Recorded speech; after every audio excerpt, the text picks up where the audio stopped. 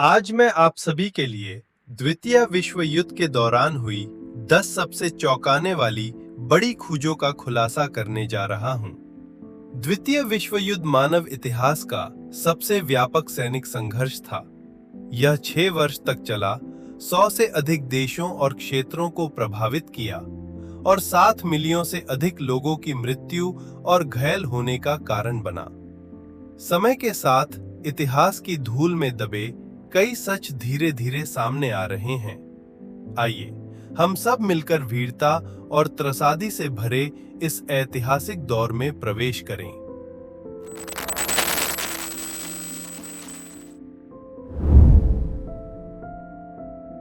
द्वितीय विश्व युद्ध के दौरान अमेरिका ने एक अद्भुत विशेष इकाई की स्थापना की। यह दल पारंपरिक सैनिकों की भर्ती नहीं करता था, बल्कि कलाकारों, वस्तुकरों, अभिनेतों, सेट डिजाइनर्स और इंजीनियर्स को चुनता था। यह इकाई अमेरिकन सेना के 30वें हेडक्वार्टर्स के अधीन थी और लोगों के बीच घोस्ट आर्मी के नाम से जानी जाती थी। इस घोस्ट आर्मी में कुल 1100 सदस्य थे। उनके बेस पर आप कभी भी 4 साधारण दिखने वाले अमेरिकन सैनिकों को आसानी से एक टैंक उठाते हुए देख सकते थे। यह सुनकर शायद आप समझ गए होंगे, उनका मिशन दुश्मन को हर संभव तरीके से भ्रमित करना था। अपनी कलात्मक प्रतिभा और तकनीकी समझ के बाल पर उन्होंने फुलाए जाने वाले टैंक, फुलाए जाने वाली जीप और फुलाए जाने वाली टॉप जैसे नकली उपकरण तैयार किए। वे लाउडस्पीकर के माध्यम से पहले से रिकॉर्ड की गई सैनिक गतिविधियों की आवाजें चलाते थे, नकली रेडियो संदेश प्रसारित करते थे और दुश्मन का ध्यान भटकाने के लिए चल कपट की रणनीति अपनाते थे। इस इकाई का अस्तित्व लंबे समय तक गुप्त रखा गया। 1990 के दशक में कुछ दस्तावेजों के अवर्गीकृत होने के बाद ही इसकी जानकारी सार्वजनिक हुई। 2020 में अमेरिका के national world war II museum ने पहली बार घोस्ट आर्मी पर एक विशेष प्रदर्शनी आयोजित की। संग्रहालय के आंकड़ों के अनुसार इस इकाई का औसत IQ 119 था, जो इसे मानव इतिहास की सबसे बुद्धिमान सैनिक इकाइयों में से एक बनाता है। अनुमान है कि इनके अभियानों ने लगभग 15,000 से 30,000 अमेरिकन सैनिकों की जान बचाई। घोस्ट आर्मी का सबसे उल्लेखनीय अभियान मार्च 1950 में हुआ। उस समय उनके पास केवल 1030 सैनिक और 22 अधिकारी थे, लेकिन ध्वनि प्रभावों और रेडियो प्रसारणों के माध्यम से उन्होंने जर्मन्स को यह विश्वास दिला दिया कि 40,000 सैनिक राइन नदी पार कर रहे हैं। घोस्ट आर्मी ने यह साबित कर दिया कि युद्ध केवल सीधी भिड़ंत से नहीं जीता जाता, कभी-कभी रणनीति चल भी अप्रत्याशित परिणाम दे सकती है। ग्रीनलैंड का परित्यक्त अड्डा। 1959 में अमेरिकन इंजीनियर्स ने ध्रुवीय अनुसंधान के नाम पर ग्रीनलैंड में एक भूमिगत अड्डा बनाया। ऊपर से वे हिमनदी को ड्रिल कर जलवायु अनुसंधान करने की बात कहते थे, लेकिन असली उद्देश्य इससे कहीं गहरा था। योजना यह थी कि ग्रीनलैंड की बर्फीली चादर के नीचे जामी हुई धरती में सुरंगें खोदी जाएं, सैकड़ों मिसाइल्स संग्रहित की जाएं और बर्फ की परत के नीचे से सीधे मिसाइल दागने की क्षमता विकसित की जाए। इस परियोजना का कोड नाम था आइसवर्म। डेनमार्क सरकार की गोपनीय स्वीकृति के साथ यह अड्डा 1917 तक संचालित होता रहा। बाद में इंजीनियर्स को लगा कि ग्रीनलैंड की बर्फ की परत लगातार मोटी होती जा रही है, जिससे पूरी परियोजना स्थायी रूप से बर्फ के नीचे दब सकती है। परिणाम स्वरूप इस अड्डे को अचानक छोड़ दिया गया। समापन के दौरान बड़ी मात्रा में विषाक्त पदार्थ वहीं छोड़ दिए गए, लेकिन आज जलवायु पूरी तरह बदल चुकी है। बर्फ बनने की गति अब उसके पिघलने की गति से बहुत पीछे रह गई है। फिलहाल ये विषाक्त पदार्थ लगभग 25 मीटर गहराई में बर्फ के नीचे दबे हुए हैं, लेकिन वर्तमान पिघलन दर के अनुसार इस सदी के अंत से पहले ही उस क्षेत्र को ढकने वाली बर्फ की परत पिघलना शुरू कर सकती है। तब इस परित्यक्त अड्डे के साथ बड़ी मात्रा में प्रदूषक भी सामने आ सकते हैं, जैसे सीवेज, डीजल, पॉलीक्लोरिनेटेड बाइफिनिल्स और यहां तक कि संभवित परमाणु कचरा। यदि ये प्रदूषक बर्फ के पिघलने के साथ समुद्र में बह गए तो ग्रीनलैंड के आसपास के समुद्री पर्यावरण को अपुरानी क्षति हो सकती है। फिलहाल इन पर्यावरणिक खतरों की सफाई की जिम्मेदारी किसकी होगी, इस पर अमेरिका और डेनमार्क के बीच सहमति नहीं बन पाई है, क्योंकि यदि अभी सुधारात्मक कार्य शुरू किया जाए तो व्यापक खुदाई की आवश्यकता होगी और इसकी लागत अत्यंत भारी होगी। यह संवेदनशील मुद्दा पहले ही डेनमार्क और अमेरिका के संबंधों में तनाव पैदा कर चुका है।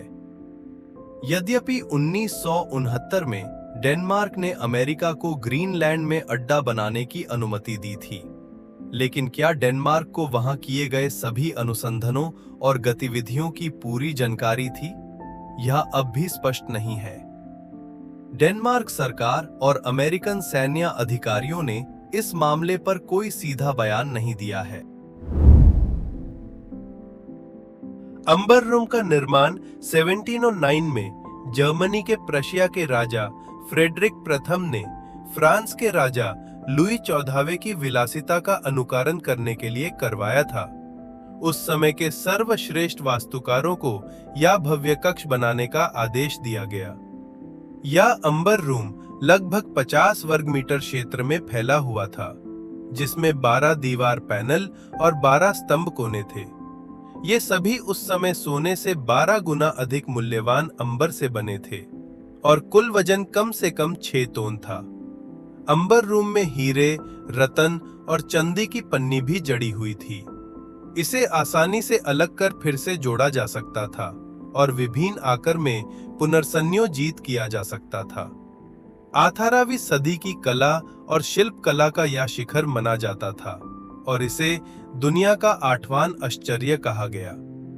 1700 छोड़ों में फ्रेडरिक प्रथम ने जर्मनी और रशिया के बीच गठबंधन की सद्भावना दिखाने के लिए इसे रशिया के सार पीटर महान को उपहार में दे दिया।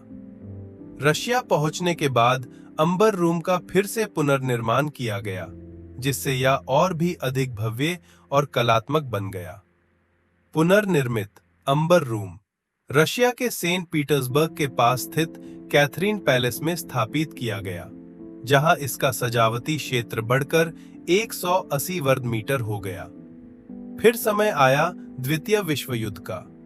नाजी जर्मनी जहां भी कब्जा करता वहां की संपत्ति लूट लेता था और नाजीज के विचार में अंबर रूम मूल रूप से प्रशिया की ही संपत्ति था।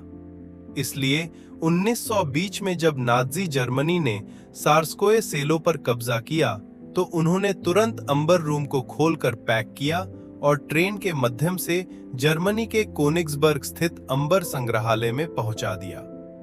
3 साल बाद यानी फरवरी 1950 में सोवियत रेड आर्मी ने कोनिग्सबर्ग पर कब्जा कर लिया। सोवियत सरकार इस अमूल्य खजाने को वापस पाने के लिए दृढ़ थी।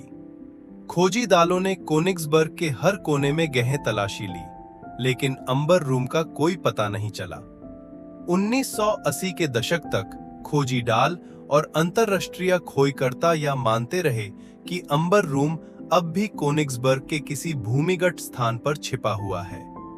लेकिन हाल के वर्षों में एक और दावा सामने आया है कि अंबर रूम कोनिग्सबर्ग में नहीं है, बल्कि नाजीज ने इसे गुप्त रूप से बक्सों में बंद कर ऑस्ट्रिया की किसी झील में डुबो दिया था। तो यह अद्वितीय खजाना, जिसे कभी दुनिया का 8वां आश्चर्य कहा जाता था, आखिर कहाँ छिपा है? आज तक यह एक रहस्य बना हुआ है। बिस्मार्क युद्धपोत का डूबना। बिस्मार्क युद्धपोत नाजी जर्मनी द्वारा निर्मित एक विशाल युद्धपोत था। इसका डिजाइन और निर्माण 1930 में शुरू हुआ और 16 वर्षों के लंबे प्रयास के बाद यह आधिकारिक रूप से समुद्र में उतरा। जर्मन इतिहास का सबसे बड़ा सबसे शक्तिशाली और सबसे उन्नत युद्धपोत कहलाने वाला यह जहाज जर्मन सैन्य उद्योग के सपनों का प्रतीक था। स्वयं हिटलर ने इसके नामकरण समारोह में भाषण दिया था। लेकिन इतनी चर्चित युद्ध नौका अपनी पहली समुद्री यात्रा के केवल 9 दिन ही नष्ट कर दी गई और हमेशा के लिए समुद्र की गहराइयों में समा गई। बिस्मार्क का डूबना उस समय यूरोपियन युद्ध क्षेत्र की स्थिति को काफी हद तक बदल देने वाली घटना साबित हुआ और हिटलर के पतन की भूमिका तैयार कर गया। अपनी पहली ही यात्रा में बिस्मार्क ने ब्रिटिश रॉयल नेवी के गर्व माने जाने वाले युद्धपोत HMS हुड को डुबो दिया था। इसके बाद बिस्मार्क को डुबो देना पूरे ब्रिटेन का युद्ध नारा बन गया। ब्रिटेन ने रॉयल नेवी की लगभग आधी नौसैनिक शक्ति को बिस्मार्क का पीछा करने और उसे घेरने के लिए झोंक दिया। अंततः बिस्मार्क संख्या में कम पड़ गया और समुद्र में डूब गया। जहाज तो डूब गया, लेकिन उसके डूबने के वास्तविक कारण को लेकर लंबे समय तक तीखी बहस चलती रही। उस समय कोई स्पष्ट प्रमाण नहीं था कि उसे ब्रिटिश नौसेना ने डुबोया था या जर्मन डाल ने स्वयं जहाज को डुबो दिया था। यह विवाद 1990 में एक नए मोड़ पर पहुंचा। समुद्री पुरातत्वविद रॉबर्ट बैलार्ड ने लगभग 4800 मीटर की गहराई में बिस्मार्क का मलबा खोज निकाला। यह खबर मिलते ही 5 ब्रिटिश अनुसंधान डाल वहां पहुंचे ताकि उसके डूबने के असली कारण का पता लगाया जा सके। इसके अलावा 3 तटस्थ अमेरिकन अनुसंधान डाल भी जांच में शामिल हो गए। 2 वर्षों के अध्ययन के बाद अमेरिकन शोध दल के डॉक्टर मैक्लेवन ने निष्कर्ष निकाला कि बिस्मार्क का ढांचा काफी हद तक सुरक्षित था और ऐसा नहीं लगता था कि उसे सीधे दुश्मन की तोपों से डुबोया गया हो। जहाज के बाहरी हिस्से पर भरी गोलाबारी के स्पष्ट निशान भी नहीं मिले। इस आधार पर यह मत सामने आया कि जर्मन नाविकों ने पकड़े जाने से बचने के लिए स्वयं जहाज को डुबो दिया। हालांकि इस निष्कर्ष को ब्रिटेन के कट्टर राष्ट्रवादियों ने कभी स्वीकार नहीं किया। शायद इस युद्ध का वास्तविक सत्य केवल वही लोग पूरी तरह बता सकते हैं जिन्होंने उस भीषण लड़ाई को अपनी आंखों से देखा था। जर्मनी की राजधानी बर्लिन के व्यस्त महानगर में एक साधारण सा दिखने वाला पार्किंग स्थल है, लेकिन इसी पार्किंग स्थल के नीचे द्वितीय विश्व युद्ध का एक ऐतिहासिक रहस्य छिपा है। यही वह स्थान है जिसे फ्यूरर बंकर कहा जाता है, हिटलर का अंतिम शरण स्थल। 16 जनवरी 1950 को जब द्वितीय विश्व युद्ध अपने अंतिम चरण में था और नाजी शासन की स्थिति लगातार कमजोर हो रही थी, हिटलर ने इस भूमिगत आश्रय में शरण लेने का निर्णय लिया और उसके बाद बहुत कम सार्वजनिक रूप से दिखाई दिया। फ्यूरर बंकर नामक इस भूमिगत संरचना को प्रारंभ में वायु आक्रमण से बचाव के लिए बनाया गया था, लेकिन युद्ध आगे बढ़ने के साथ साथ यह हिटलर और अन्य नाजी नेताओं का स्थायी शरण स्थल बन गया। इसी अंधेरे और नाम वातावरण में हिटलर सैन्य ब्रीफिंग करता था, महत्वपूर्ण निर्णय लेता था और यहां तक कि अपनी प्रेमिका एवा ब्राउन से विवाह भी किया। अंततः हिटलर और उसकी पत्नी ने इसी बंकर के भीतर आत्महत्या कर ली, जिसने नाजी जर्मनी के पतन और यूरोपियन मोर्चे पर द्वितीय विश्व युद्ध के अंत का संकेत दिया। जर्मन सरकार को आशंका थी कि यह स्थान नव नाजियों के लिए तीर्थ स्थल बन सकता है, इसलिए लंबे समय तक फ्यूरर बंकर के साथिक स्थान को सार्वजनिक नहीं किया गया।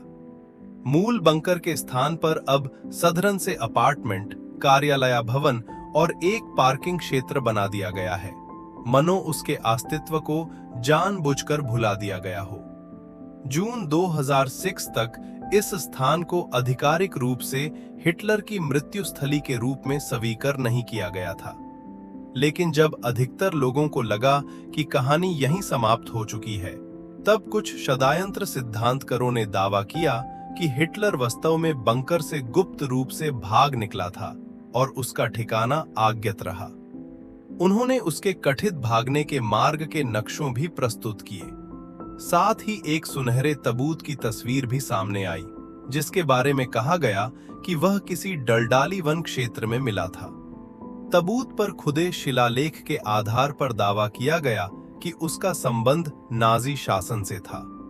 तबूत के भीतर एक ऐसा शव दिखाई देता था जो सदा गला नहीं था और जिसकी शक्ल हिटलर से मिलती जुलती बताई गई। यद्यपि अधिकतर लोग इस तस्वीर को जाली मानते हैं, फिर भी इस युद्ध उन्मादी के अंतिम भाग्य को लेकर लोगों की जिज्ञासा और कल्पनाएं आज तक समाप्त नहीं हुई हैं। द्वितीय विश्व युद्ध के दौरान जापान ने दक्षिण पूर्वी आसिया के कई देशों में लूटपाट और अत्याचार किए और वहां से बड़ी मात्रा में धन संपत्ति छीन ली। एक रूढ़िवादी अनुमान के अनुसार जापान द्वारा लूटे गए खजाने का मूल्य 100 अरब अमेरिकन डॉलर से अधिक था। 6000 से अधिक तोन सोने के अलावा उन्होंने हीरे, जाड़े, जडाइत, विभिन्न आभूषण, प्राचीन वस्तुएं और कलाकृतियां भी बड़े पैमाने पर लूटी। लेकिन जैसे जैसे युद्ध अपने अंत के करीब पहुंचा, जापानी आक्रमणकारियों को समझ आ गया कि इन खजानों को वापस जापान ले जाना अब संभव नहीं है, इसलिए उन्होंने उन्हें वहीं दाफना देने का निर्णय लिया। कहा जाता है कि मलया का बाघ कहलाने वाले जापानी जनरल तोमोयुकी यामाशिता इस दाफन योजना के प्रमुख कार्यान्वयनकर्ता थे, इसलिए इस खजाने को यामाशिता गोल्ड भी कहा जाता है। युद्ध समाप्त होने के बाद तोमोयुकी यामाशिता को युद्ध अपराधी के रूप में फिलीपींस की राजधानी मनीला में फांसी दे दी गई। दक्षिण पूर्वी आसिया में लूटे गए वे सोने चांदी के खजाने, जिन्हें जापान वापस नहीं ले जाया जा सका, एक रहस्य बन गए।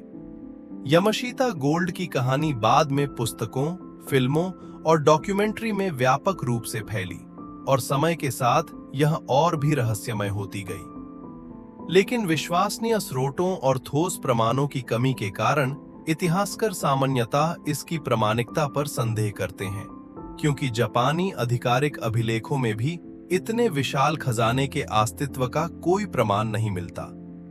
फिर भी चाहे यह कहानी सच हो या नहीं, द्वितीय विश्व युद्ध के बाद कई लोगों ने फिलीपींस के पहाड़ी इलाकों में खजाने की तलाश और खुदाई की। उस समय के राष्ट्रपति फर्दिनांड मार्कोस भी इससे अछूते नहीं रहे। मार्कोस ने फिलीपींस में 162 स्थानों पर एक साथ खजाने की खोज का आदेश दिया और 1930 में दावा किया कि उन्होंने सांतियागो किले के नीचे यामाशिता गोल्ड खोज लिया है। उन्होंने कहा कि वह जल्द ही इस खजाने को बाहर निकालेंगे, लेकिन उनके पड़ छोड़ने तक जनता को ऐसा कोई खजाना देखने को नहीं मिला। जब मार्कोस 1906 में सत्ता से हटे, तो सरकारी जांच में पाया गया कि उनके पास कई अरब अमेरिकन डॉलर की संपत्ति थी। ध्यान देने योग्य बात यह है कि 1906 में पड़ संभलते समय उनकी कुल संपत्ति 7000 अमेरिकन डॉलर से भी कम थी। अधिकतर लोगों का मानना है कि यह संपत्ति भ्रष्टाचार और रिश्वत से अर्जित की गई थी, लेकिन फिलीपींस सरकार लंबे समय तक यह मानती रही कि उनकी संपत्ति का एक हिस्सा वास्तव में यामाशिता गोल्ड से आया था। यूएसएस इंडियानापोलिस अमेरिकन नेवी का एक अत्यंत प्रतिष्ठित और युद्ध संबंध से भरा विशाल युद्धपोत था।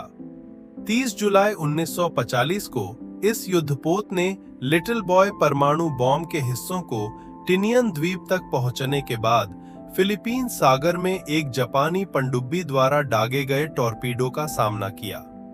मात्र 12 मिनट के भीतर 186 मीटर लंबा यह विशाल युद्धपोत समुद्र की गहराइयों में समा गया। हमला देर रात हुआ, जब जहाज पर मौजूद अधिकतर अधिकारी और सैनिक सो रहे थे। समुद्र की सतह पर तैर रहे लगभग 900 लोग अधिकतर केवल बनिया या अंतःवस्त्रों में थे, लेकिन कई गलतियों और संयोगों के कारण इंडियानापोलिस के डूबने की खबर तुरंत सामने नहीं आ सकी। 3 दिन बीत गए और सैनिक अब भी समुद्र में तैरते रहे। हाइपोथर्मिया, निर्जलीकरण और भूख, ये सभी घटक समस्याएं उन्हें घेरे हुए थी। लेकिन इससे भी अधिक भयावह था कि उस समुद्री क्षेत्र में बड़ी संख्या में शार्क मौजूद थी। शहीद सैनिकों के शव जीवित बच्चे लोगों के आसपास तैर रहे थे और खून की गंध ने शार्कों के झुंड को आकर्षित कर लिया। शार्क समुद्र में संघर्ष कर रहे सैनिकों पर अचानक हमला करती थी और चीखों की आवाज पूरे समुद्री क्षेत्र में गूंज उठती थी। शहीदों का रक्त समुद्र की सतह को लाल कर देता था। प्रतिदिन लगभग 100 से 200 लोग शार्क के हमलों और हाइपोथर्मिया के कारण अपनी जान गंवा रहे थे। यह भयावह स्थिति चौथे दिन तक जारी रही, जब एक नेवी गश्ती विमान ने पास के समुद्री क्षेत्र में गश्त करते समय उन्हें देखा। इसके बाद अमेरिकन सेना ने तुरंत बचाव अभियान चलाया, लेकिन तब तक बहुत देर हो चुकी थी। इस आपदा में केवल 317 लोग ही जीवित बच पाए। इस युद्धपोत का मलबा 70 से अधिक वर्ष तक नहीं मिला, जब तक कि माइक्रोसॉफ्ट के सह संस्थापक पॉल एलन के नेतृत्व में एक निजी अनुसंधान दल ने उन्नत तकनीक की मदद से फिलीपींस सागर में लगभग 5,500 मीटर गहराई पर इसे खोज नहीं निकाला। युद्ध में बलिदान हुए सैनिकों की आत्माओं को अंततः शांति मिली। 20 दिसंबर 2018 को यूएसएस इंडियानापोलिस के सभी चालक दल के सदस्यों को कांग्रेशनल गोल्ड मेडल से सम्मानित किया गया। आज यह युद्धपोत द्वितीय विश्व युद्ध की सबसे प्रतीकात्मक समुद्री दुर्घटनाओं में से एक माना जाता है। जर्मनी का एक छोटा सा शहर है बद अरोल्सन। यहीं स्थित है द्वितीय विश्व युद्ध से जुड़ा एक अत्यंत महत्वपूर्ण अभिलेखागार, जिसका प्रबंधन इंटरनेशनल रेड क्रॉस द्वारा किया जाता है। इसका पूरा नाम है इंटरनेशनल ट्रेसिंग सर्विस आर्काइव्स। यह अभिलेखागार प्रारंभ में द्वितीय विश्व युद्ध के बाद बिछड़े परिवारों को पुनः मिलाने और लापता व्यक्तियों की खोज के लिए स्थापित किया गया था। लेकिन आज यह अभिलेखागार द्वितीय विश्व युद्ध के अध्ययन और समझ के लिए अमूल्य ऐतिहासिक महत्व रखता है। इस अभिलेखागार में नाज़ी शासन के पीड़ितों और जीवित बच्चे लोगों से संबंधित 30 मिलियन से अधिक दस्तावेज सुरक्षित हैं। इनमें एकाग्रता शिविरों की सूचियां, युद्धबंदियों के रिकॉर्ड, जबरान श्रमिकों के विवरण आदि शामिल हैं। ये दस्तावेज केवल इतिहास के साक्ष्य ही नहीं हैं, बल्कि युद्ध अपराधों की जिम्मेदारी तय करने और युद्ध अपराधियों के विरुद्ध कार्रवाई के महत्वपूर्ण आधार भी हैं। विशेष रूप से उल्लेखनीय बात यह है कि यहाँ संरक्षित अधिकतर सामग्री मूल दस्तावेज हैं, जिनका ऐतिहासिक और शैक्षणिक मूल्य अत्यंत उच्च है। इसके अतिरिक्त यह विशाल डेटाबेस युद्धोत्तर अनुसंधान और मुआवजा कार्यों में भी अत्यंत महत्वपूर्ण भूमिका निभाता रहा है। इसके अस्तित्व ने अनेक पीड़ितों की पहचान को प्रमाणित करने में मदद की है। गोपनीयता के कारण ये अभिलेख 2007 तक आम जनता के लिए पूर्ण रूप से खुले नहीं थे, और आज जब नरसंहार के जीवित बच्चे लोगों की संख्या लगातार घटाती जा रही है, इस अभिलेखागार ने 2016 में एक डिजिटलीकरण परियोजना शुरू की, ताकि ये दस्तावेज दुनिया भर के लोगों तक पहुंच सकें।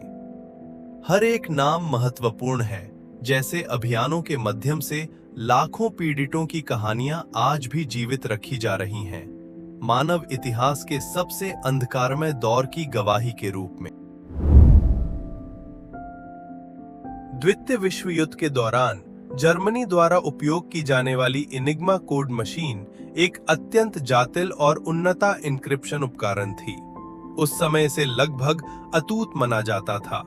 ऐसा क्यों कहा जाता था? क्योंकि एनिग्मा मशीन कई घूमने वाले रोटर और एक जटिल विद्युत परिपाठ प्रणाली का उपयोग करके संदेशों को एन्क्रिप्ट करती थी। हर बार जब कोई कुंजी दबाई जाती तो रोटर एक निश्चित स्थान तक घूमते, सर्किट की संरचना बदल जाती और आउटपुट अक्षर भी बदल जाता। इसका परिणाम यह होता कि एक ही अक्षर अलग अलग समय पर दबाने पर अलग अलग एन्क्रिप्टेड अक्षर उत्पन्न करता, जिससे इसे तोड़ना अत्यंत कठिन हो जाता। अनुमान है कि हर बार एन्क्रिप्शन के संभावित संयोजन लगभग 1.5 का पावर 20 तक पहुंच सकते थे, यानी 150 के बाद 19 शून्य। दूसरे शब्दों में, भले ही आपको मशीन की कार्यप्रणाली पता हो, उसे हाथ से डिकोड करना लगभग कार्य था।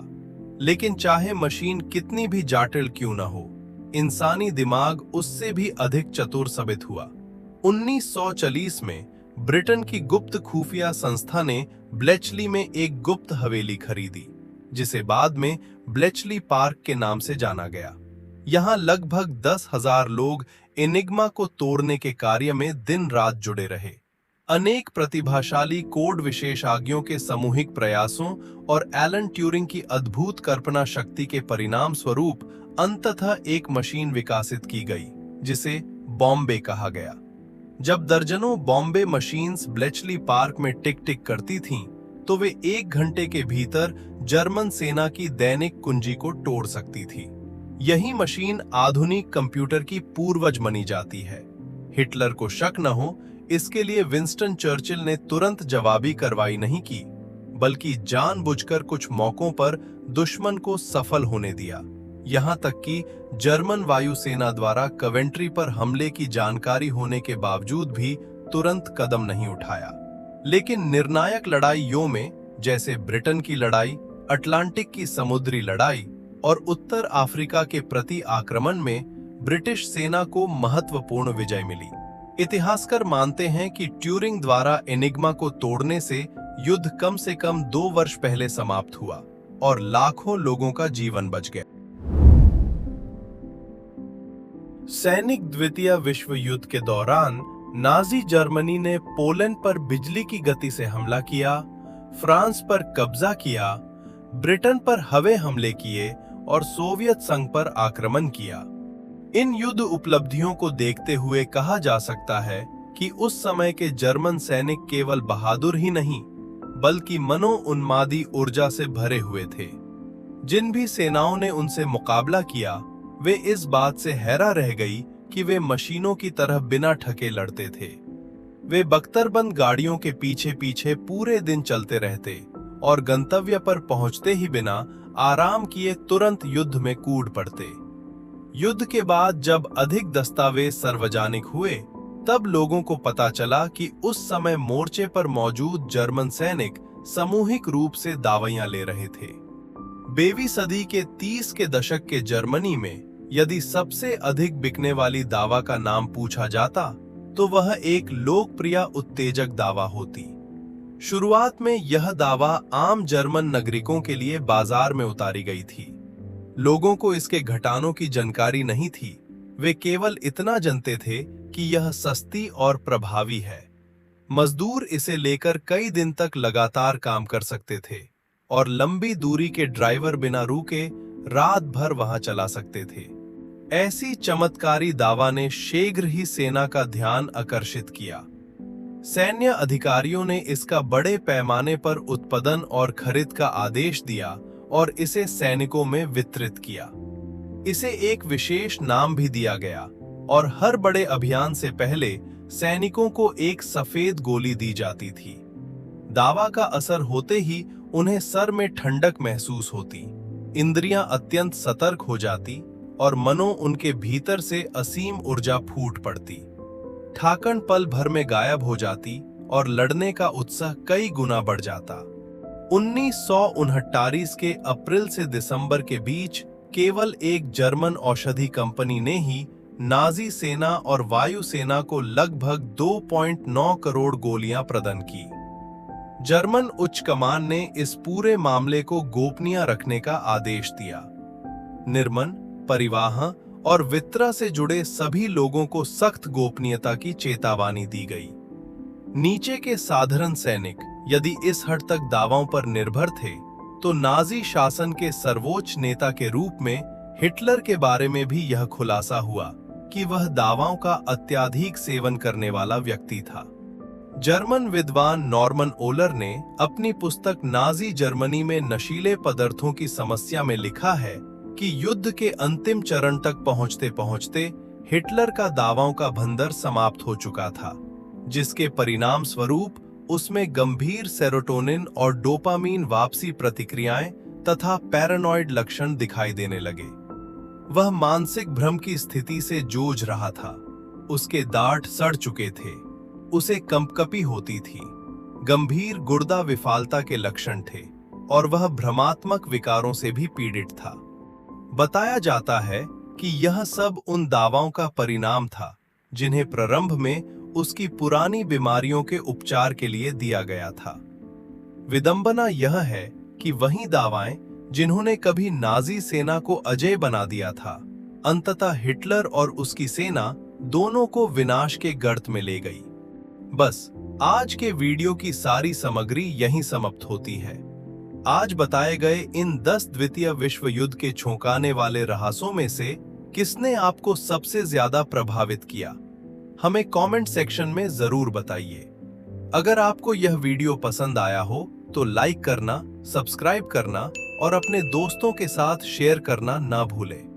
देखने के लिए धन्यवाद। हम अगली वीडियो में फिर मिलेंगे।